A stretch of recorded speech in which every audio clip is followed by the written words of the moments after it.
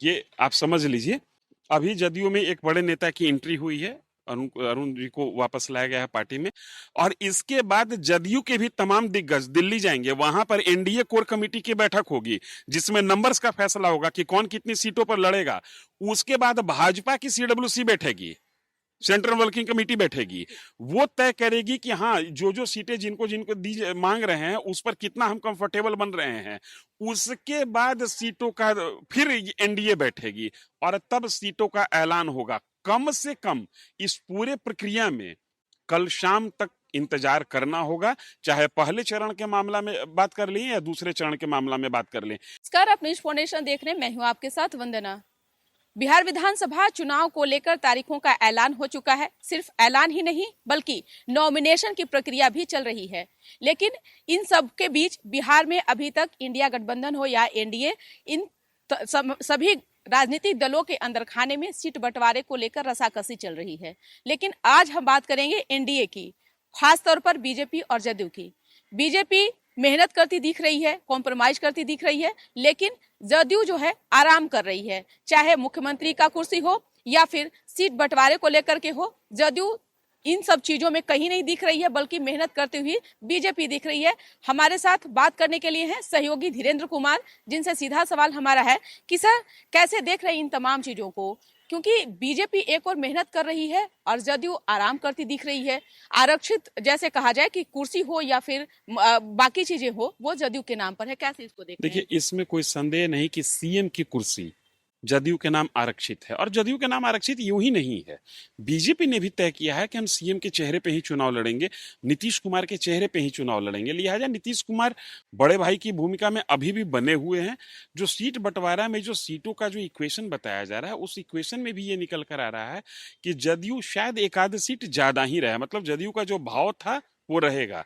आपका प्रश्न ये है कि जो गठबंधन के और सहयोगी हैं, जैसे हम हो, चिराग पासवान की पार्टी हो या उपेंद्र कुशवाहा की पार्टी हो, इनको राजी करना, इनकी नाराजगी को दूर करने की जिम्मेदारी बीजेपी ही क्यों उठाई हुई है। दूसरे जदयू के नेता इन लोगों के पास मान मनोबल में क्यों नहीं जाते हैं? देखिए, मूल विषय ये है कि जदयू ने पीछे बताया है कि हम क्यों नहीं जा रहे हैं, इसको समझने की कोशिश कीजिए। जदयू के पास सीएम का सीट आरक्षित है। अगर बीजेपी नहीं होगी तो जदयू ने 2 बार दिखा दिया कि हम इधर उधर भी जाके सीएम की कुर्सी पर समझौता नहीं करते हैं। हम आरजेडी से भी दोस्ती करते हैं, लेकिन सीएम का सीट हमारे पास रहता है। लिहाजा जदयू को रोक कर और बहुमत जुटाकर शासन में वापस आने की नैतिक जिम्मेदारी बीजेपी की है। जदयू ने बता दिया है कि हम भाई पलटी मार के भी हम कब्जा कर लेते हैं। दूसरी बात जो इससे भी ज्यादा महत्वपूर्ण है, देने की स्थिति में बीजेपी ही है। जैसे गठबंधन में सीट को लेकर ही रस्साकसी नहीं है, सीट केवल कहा जा रहा है कि हमको 20 सीट चाहिए, हमको 25 सीट, अरे मिलेगा सबको 243 में ना, संख्या तो 243 से ज्यादा नहीं हो जाएगी। है क्या कि कई लोगों को ये कहा जा रहा है, कई पार्टियों को यह आश्वासन दिया जा रहा है कि आप इतनी सीटों पर मान जाइए, आने वाले वक्त में हम आपको राज्यसभा दे देंगे, आने वाले वक्त में हम आपको विधान परिषद दे देंगे। तो ये जो नैतिक जिम्मेदारी बीजेपी ने उठाया है, ये बीजेपी ही दे सकती है। जदयू भी बीजेपी से लेकर आराम से बैठी हुई है। ड्राइविंग सीट पर दिख जरूर रहे हैं नीतीश कुमार। हकीकत यह है कि बिहार विधानसभा चुनाव में नेतृत्व और ड्राइविंग सीट, खासकर ड्राइविंग रिस्पॉन्सिबिलिटी, सीट भी ना कहें, रिस्पॉन्सिबिलिटी बीजेपी ने अपने कांधे पर ले रखा है। अब आपको मैं एक पते की बात बता रहा हूं। कल तक चिराग पासवान नाराज चल रहे थे, चिराग पासवान मान गए। हम भी नाराज चल रहे थे, हमने भी मान लिया और हमने कहा कि हम अनुशासन के साथ रहेंगे। अब नाराज हो गए उपेंद्र कुशवाहा। उपेंद्र कुशवाहा के बारे में कई लोग कह रहे हैं कि उनको 15 सीट चाहिए, 20 सीट चाहिए। जी नहीं, उपेंद्र कुशवाहा को 15-20 सीट नहीं चाहिए। उपेंद्र कुशवाहा की नाराजगी इस बात को लेकर है कि आप विधानसभा में हमको जितना सीट देना चाहते हैं उतना ही सीट दीजिए, इतना जरूर दीजिए कि मेरा सम्मान बचा रहे। क्योंकि उपेंद्र कुशवाहा बहुत ज्यादा मांगने की स्थिति में है नहीं, विधानसभा में उनकी कोई उपस्थिति नहीं है, पूरे बिहार में उनके दल की उपस्थिति नहीं है। उपेंद्र कुशवाहा को चाहिए केंद्रीय मंत्रिपरिषद में जगह। वो आज ही इस बात को तय कर लेना चाहते हैं कि सीट भले हमको कम दीजिए, मेरे व्यक्तिगत इमेज को कायम रखने के लिए जिस प्रकार से हमें आपने राज्यसभा में भेजा है, उसी तरीके से मेरे इमेज को बढ़ाने के लिए आप मुझे केंद्रीय मंत्रिपरिषद में शामिल कीजिए, और इसका आश्वासन उनको आज ही चाहिए। चिराग पासवान की मजबूरी कुछ और थी।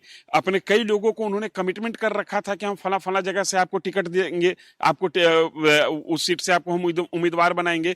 चिराग पासवान के हाथों आया कुछ नहीं। पहले से चर्चा चल रही थी कि इनको 20 से 25 सीट मिलेगी। चिराग पासवान के मानने के बाद भी चर्चा यही है कि इनको 20 से 25 सीट मिलेगी। फिर चिराग पासवान को मिला क्या? तो चिराग पासवान को भी कुछ मिला। चिराग पासवान को आश्वासन मिला। ये मैं सब संभावित बता रहा हूं, एक्चुअल तो वो होगा जब ऐलान किया जाएगा। चिराग पासवान को संभावित तौर पर मिला कि इनके लिए भी राज्यसभा सीट तय कर दिया गया कि आने वाले दिनों में आपको भी राज्यसभा में एडजस्ट किया जाएगा। अब आ जाइए हम पर। हम परेशान नहीं थी, हम संतोषजनक पार्टी है और उस पार्टी के राष्ट्रीय अध्यक्ष का नाम भी संतोष है। हम परेशान इसलिए थी कि अगर चिराग का शेयर बढ़ेगा तो फिर मेरा शेयर भी बढ़ना चाहिए। अब मैं उस जगह पर आता हूं जहां पर मैंने आपको बताया कि देने की स्थिति में बीजेपी ही है। आपके मन में यह प्रश्न आ रहा होगा कि भाई जदयू भी दे सकती है राज्यसभा सीट, जदयू भी दे सकती है, 100 सीट पर वो लड़ेगी और 70-80 विधायक उसके जीत के आ सकते हैं, तो वो भी तो राज्यसभा भेज सकती है। नहीं, उसके पास इतने ही विधायक जीत के आएंगे जिससे वो अपने पार्टी के लोगों को राज्यसभा भेज सके। लेकिन बीजेपी वो पार्टी है जो अगर ठान ले, जो अगर सोच ले कि हमको किसी व्यक्ति को राज्यसभा में भेजना है, यहां से ना भेज के छत्तीसगढ़ से भेज दिया जाएगा, छत्तीसगढ़ से ना भेज के मध्य प्रदेश से भेज दिया जाएगा, महाराष्ट्र से भेज दिया जाएगा, हरियाणा से भेज दिया जाएगा। इसलिए बीजेपी ज्यादा घूमते हुए नजर आ रही है और बीजेपी मान मनोबल में ज्यादा आगे बढ़ रही है। जदयू के मान मनोबल को लोग मानेंगे भी नहीं, चूंकि मान के चल रहे हैं कि जदयू के झोली में उतना चीज है ही नहीं कि वो हमको दे सके। घटक दल को इस बात की समझ है कि जिसका झोली भरा हुआ है उसी से मांगा जाएगा ना। तो बीजेपी की ही झोली भरी हुई है, चाहे वो केंद्रीय मंत्रिपरिषद में जगह देने की बात हो, राज्यसभा में जगह देने की बात हो, या राजनीतिक तौर पर एडजस्ट करने का मामला हो। इसलिए बीजेपी ज्यादा एक्टिव दिख रही है और आम लोगों को यह लग रहा है, और दिखना ऐसा लगना भी स्वाभाविक है कि भाई सरकार जब दोनों को मिलकर बनाना है, मुखिया आप बनिएगा, सीएम सीट आपके लिए रिजर्व है, आपके नाम पर, आपके चेहरे पर चुनाव लड़ा जा रहा है, फिर आप लोड क्यों नहीं ले रहे हैं? तो लोड नहीं लेने का कारण यह है कि जिस इंजन में क्षमता होगी लोड खींचने की, वही इंजन लोड लेगा। जिसमें क्षमता ही नहीं है वो लोड कैसे ले सकता है? सवाल सर हमारा एक और आपसे है, क्योंकि जितनी सारी बातें आपने बताई इससे तो साफ जाहिर हो रहा है कि बीजेपी पर मनोवैज्ञानिक प्रेशर एक तरह से है, जदयू को इस सब चीजों से लेना देना नहीं है। बीजेपी पर मनोवैज्ञानिक प्रेशर है, और उस मनोवैज्ञानिक प्रेशर का मर्म कहां छुपा हुआ है इस बात को समझिए। जिस तरीके से नेशनल पॉलिटिक्स में बीजेपी को पिछले लोकसभा चुनाव में मैंडेट कम मिला, अपेक्षाकृत मैंडेट कम मिला, 303 वाली पार्टी 240 पर सिमट गई। जिस तरीके से इंटरनेशनल पॉलिटिक्स में बीजेपी या कहिए केंद्र सरकार उलझ गई है, और जिस तरीके से जीएसटी जैसे मुद्दों पर बीजेपी या केंद्र सरकार ने नया गेम खेला है, जनता के लिए नया रास्ता खोला है, उस पर बीजेपी को एक जनमत चाहिए। बीजेपी इसलिए परेशान है कि जो राष्ट्रीय सरकार की जो नीतियां चालू हैं, राष्ट्रीय सरकार जो नेशनल और इंटरनेशनल एजेंडा शुरू कर रही है, उस एजेंडा के साथ जनता की एक सहमति दिखनी चाहिए। तो जनता की सहमति दिखेगी कहां से? चुनाव में ही दिखेगी ना। बिहार में चुनाव है, बिहार हिंदी हार्टलैंड का पॉलिटिकली सबसे जागरूक प्रदेश में एक है। बिहार हिंदी हार्टलैंड का, जो कि देश की राजनीति को तय करता है, कहने में कोई गुरेज नहीं कि हिंदी भाषी क्षेत्र ही देश की राजनीति को तय करता है। उस क्षेत्र में अभी बिहार में ही चुनाव होना शेड्यूल्ड है। इसलिए बीजेपी परेशान है। बीजेपी चाहती है कि बिहार में एनडीए को बहुमत मिले, ताकि इस एनडीए की बहुमत के आधार पर वो राष्ट्रीय मंच पर और अंतरराष्ट्रीय मंच पर ये कह सके कि केंद्र सरकार जिन नीतियों को लेकर आगे बढ़ रही है, उन नीतियों के साथ जनता है, जनता की सहमति उन नीतियों के साथ बनी हुई है। जी। सवाल एक आपसे यह भी है सर कि हमने तो जदयू और बीजेपी के बारे में ही अपने दर्शकों को बताया, लेकिन यही सेम परिस्थिति आरजेडी के सामने में भी है। आरजेडी के सामने में भी अभी वही सेम परिस्थिति है, और परिस्थिति ऐसी बन गई है कि अब जीवन और मरण का जो बात है वो आरजेडी और बीजेपी दोनों को देखने को मिल रहा है। ये अंतिम दाव तेजस्वी यादव भी लगाना चाह रहे हैं, क्योंकि 13 अक्टूबर को उनका सुनवाई है। प्रश्न में ही आपका जवाब है। ये अंतिम दांव तेजस्वी यादव या राजद के नाम पर है। राजद 20 साल से बिहार में सत्ता से निर्वासित है, वनवास काट रही है। ये ऐसा माना जा रहा है, बिहार के पॉलिटिकल पंडित और नेशनल पॉलिटिकल पंडित भी ये मान के चल रहे हैं कि आरजेडी आज की तारीख में अपनी सत्ता में वापसी के लिए अंतिम प्रयास कर रही है। और आरजेडी ही नहीं, कांग्रेस के लिए भी ये चुनाव एक तरीके से लिटमस टेस्ट है, क्योंकि कांग्रेस ने जिन जिन सामाजिक और राष्ट्रीय इश्यूज को जनता के बीच में लेकर आया, उनकी सामाजिक इशू जो वो कह रहे थे कि हम पिछड़ा और दलितों की बात करेंगे, 4 विधानसभा चुनाव मध्य प्रदेश, छत्तीसगढ़, राजस्थान, दिल्ली, चारों जगह उसको नकार दिया गया। लोकसभा चुनाव में उनके इस एजेंडे को नकार दिया गया। अब वो एसआईआर का मुद्दा लेकर आए, ये मुद्दा भी उनके लिए जीवन मरण का प्रश्न बना हुआ है। लेकिन आपने जो प्रश्न किया कि वहां पर आरजेडी एक्टिव दिखती है, कांग्रेस एक्टिव नहीं दिखती है, इसलिए कि वहां पर जो खेमा है, उसको जो भी लेना देना है वो बिहार से लेना देना है। केंद्र में उनकी सरकार है नहीं, कांग्रेस राष्ट्रीय स्तर पर ताकतवर है नहीं कि कोई एलाइज पार्टी को वो मना सके। लिहाजा जो प्राप्त जिसको भी करना है उसको बिहार से ही प्राप्त करना। और बिहार में सबसे बड़ी पार्टी कौन है महागठबंधन में? राष्ट्रीय जनता दल। तो जो बड़ा होगा वही देगा ना, छोटा देने की स्थिति में नहीं होता है। ये प्रकृति का नैसर्गिक नियम है कि छोटे मांगते हैं और बड़े देते हैं। तो एनडीए में बीजेपी देखने में जदयू से भले छोटा लगे, लेकिन हकीकत में बीजेपी का कद जदयू से बहुत बड़ा है।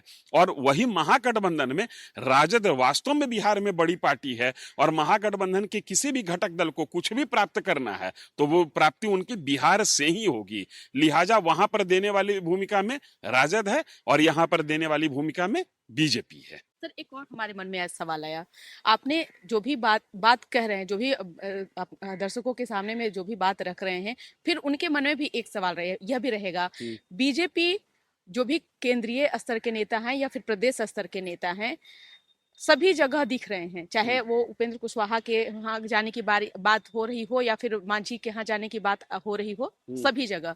जदयू के भी बहुत बड़े ऐसे नेता हैं, ललन सिंह हो गए, ये अशोक चौधरी हो गए, संजय झा हो गए, विजय चौधरी हो गए, कहीं नहीं दिख रहे हैं। नहीं, ये आप समझ लीजिए, अभी जदयू में एक बड़े नेता की एंट्री हुई है, अरुण जी को वापस लाया गया है पार्टी में। और इसके बाद जदयू के भी तमाम दिग्गज दिल्ली जाएंगे, वहां पर एनडीए कोर कमेटी की बैठक होगी जिसमें नंबर्स का फैसला होगा कि कौन कितनी सीटों पर लड़ेगा। उसके बाद भाजपा की सीडब्ल्यूसी बैठेगी, सेंट्रल वर्किंग कमेटी बैठेगी, वो तय करेगी कि हाँ, जो सीटें जिनको जिनको दी मांग रहे हैं उस पर कितना हम कंफर्टेबल बन रहे हैं। उसके बाद सीटों का फिर एनडीए बैठेगी और तब सीटों का ऐलान होगा। कम से कम इस पूरे प्रक्रिया में कल शाम तक इंतजार करना होगा, चाहे पहले चरण के मामला में बात कर लें या दूसरे चरण के मामला में बात कर लें।